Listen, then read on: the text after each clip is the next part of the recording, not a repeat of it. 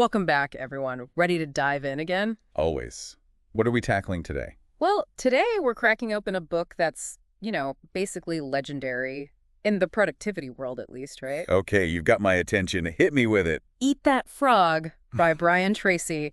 It's, let's see, 2024-10/01, and apparently this is the key to finally conquering our to-do lists. Who couldn't use a little help with that? Seriously. Right. But here's the thing, this isn't just another, get more done kind of book, Okay, so what's the angle here? This deep dive, it's about digging into those real gems in Eat That Frog, the stuff that'll help you, our awesome listeners, make a real impact. Because we know they're all about soaking up new knowledge. Yeah. We want to make sure they can actually use it, right? Exactly. And one of the things that makes Eat That Frog so powerful is this metaphor runs through the whole thing. He talks about your frog. Hold on, frog. We're not talking like actual amphibians here, are we? No, not literal frogs, thankfully. It's that one big ugly task, the one you've been putting off. Oh, yeah. Gotcha. We've all got those lurking in our schedule somewhere. I can feel a couple of mine scaring me down right now. Right. Me too. A little guilt trip from my to-do list. But here's the catch. That big, scary frog, it's also the task with the most potential to, actually make a difference. Interesting. So for someone who's all about learning, making an impact, that's a pretty good motivator to, well, I guess, eat that frog. It's like that saying, sometimes what we're most afraid of is exactly what we need to do, to grow. But okay, let's be real for a sec. We've all felt that weight, that never-ending to-do list, right? And Tracy gets that, which I appreciate. He actually says we'll never have time for everything. Ugh. And that is such a tough pill to swallow. It can be overwhelming. Big time. But then he flips the script. Says mastering productivity, it's not just about what you do focus on. Oh, I like where this is going. It's about what you don't focus on. Exactly. It's what we decide to ignore. That's where prioritizing comes in, big time. Ruthlessly. I think that's so key because we try to cram more in instead of asking what really matters, Yeah. what can I ditch? Yes, like finally tackling that junk drawer, right? You're not adding anything new, but it's the clearing out that makes the difference. Create space for what matters. And what I find fascinating is Tracy doesn't just tell us to prioritize, he gives us a framework to actually do it. Which is good, because otherwise we're all just sitting here with a plate full of uneaten frogs, metaphorically speaking, of course. So prioritizing sounds great in theory, but how do we actually do that without getting, lost in the weeds? That's where the good stuff comes in, actionable strategies. And Yeah. Eat That Frog is full of them. Yes. And isn't that what we all want? The how-tos, right? Absolutely. So where do we start? Well, one that really hit home for me is this idea, thinking on paper. Tracy's big on it. Apparently, only a tiny percentage of adults, 3%, actually write their goals down. 3%. Wow. Okay, but does it even make a difference? Huge difference. The folks who do that, they get 5, sometimes 10 times more accomplished. No kidding, just from writing it down. It's wild, right? Our brains are these brainstorming rooms, but the paper, that's where it gets real. Action plan time.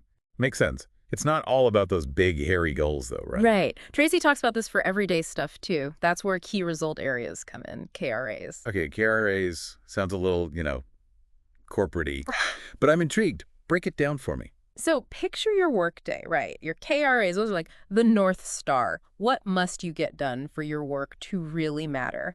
And here's the cool part. He ties this back to impact, which we know is huge for our listeners. I'm with you. So it's not just checking boxes. It's about the right boxes, the ones that play to your strengths. Yes.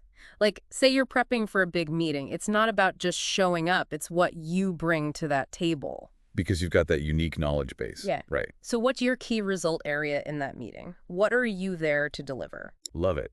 And Eat That Frog gives you actual tools to do this, like the 80-20 rule. Ever notice how you can spend hours organizing, but it's that one client call that changes your whole week? Oh, all the time. That one conversation that makes everything else worth it. Bingo. 80-20 in action. 20% of our effort often drives 80% of our results. What if we could just focus on that 20%? Sounds amazing, but figuring that out seems like a task in itself. I overthink which tasks are really important, Happens to the best of us. Yeah. Tracy's got you covered. He's got this system, the ABCDE method. Okay, ABCDE. Tell me more, because analysis paralysis is my middle name some days. So picture your to-do list. Instead of freaking out, you assign each item a letter, A, B, C, D, or E. Okay, I'm picturing it. Then what? A tasks, top priority. Real consequences if they slide. Those are your frogs. B, tasks, important but not urgent, and you go down the line. E, honestly, those are begging to be Plus done. simple. I love it. No more overthinking, just assign a letter. And then we're tackling those A tasks, those frogs, first thing right. You are catching on. Tracy's a huge advocate for this. Tackle the A1, the biggest frog. Yeah. Before anything else. Get that win early. I've tried it. It's powerful stuff. That momentum, right, starts the whole day off right. 100%. But, of course, even with good intentions, sometimes those A1 tasks, they're beasts. Where do you even begin when it's that big? The worst. It's like when you accidentally agree to make a 7-layer cake for a bake sale. You can do it, but daunting. Perfect analogy. And Tracy's got strategies for that too. Salami slicing and Swiss cheesing.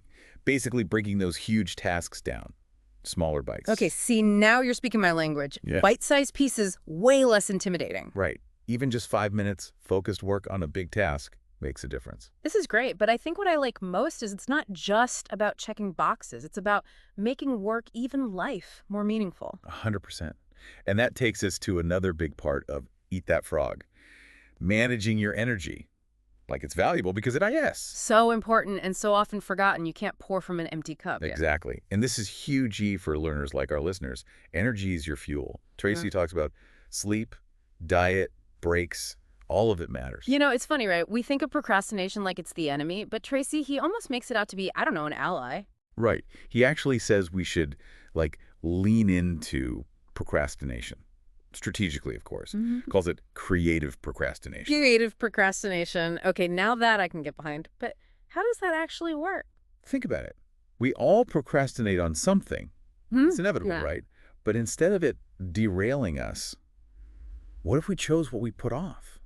On purpose.